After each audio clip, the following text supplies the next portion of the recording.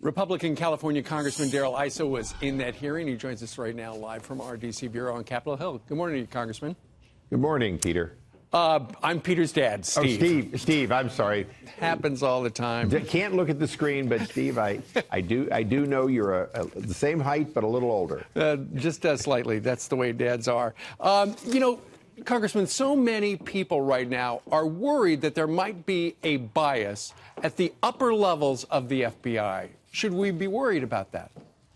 We should, Steve. There's conduct that tells you that they were not fully disclosing, fairly practicing in a way that would show you that the Clinton investigation wasn't tainted. And the FBI director admitted as much when he said that on a de novo basis, what the inspector general is doing could lead to a reevaluation of the actual decision on indicting Hillary Clinton. Do you think that would be a good idea?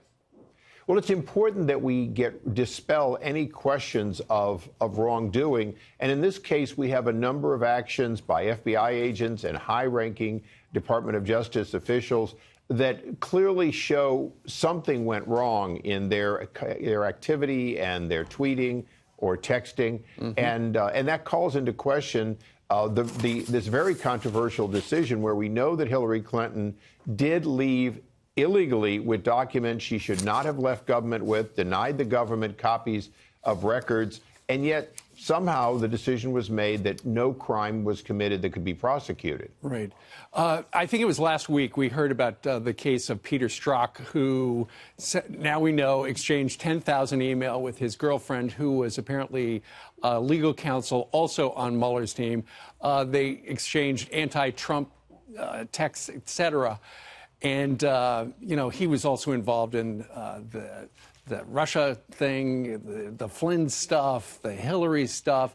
But yesterday, Congressman, we heard a new name. Bruce Ohr, an assistant deputy attorney general, was removed from his job because apparently he didn't tell anybody that he'd been meeting with the Fusion GPS dossier people.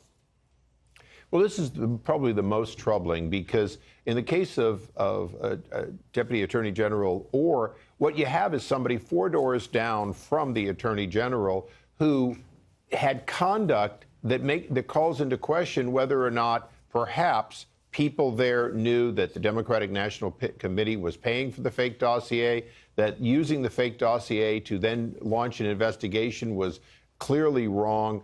And that's sort of that you back up and say, well, that means that everything that's been going on relative to, if you will, the Trump campaign could well be simply following the Democratic National Committee's intended route. I know a number of Republicans on your committee yesterday were talking about you would like to see the information the FBI presented to get the FISA surveillance because it looks like they might have used the dossier, which, when you think about it, if they used the dossier, which was Oppo research paid for by Hillary Clinton, that would be off the chart bad. It clearly would be off the charts bad. But let's remember that former Director Comey didn't see a problem with reaching a conclusion not to prosecute before some of the witnesses were even deposed. So there's a lot of bad there. Clearly, we're having a problem with the new director in that although he says he will consider providing, he certainly has not been forthcoming in sharing even what we call in camera, the data that causes these conclusions to be reached. And by the way, let's remember, with a special prosecutor, there's an ongoing investigation, an investigation that may have been started by nothing more than, as you say, op research paid for by Hillary Clinton. Well, you've got the Mueller investigation, and then you've got the inspector general as well going into it. So he had many occasions yesterday, the FBI director, to say, we're going to see where that goes, and then we'll figure out what we're going to do. Darrell Issa, Thanks, Steve. Congressman from the great state of California. Thank you, sir.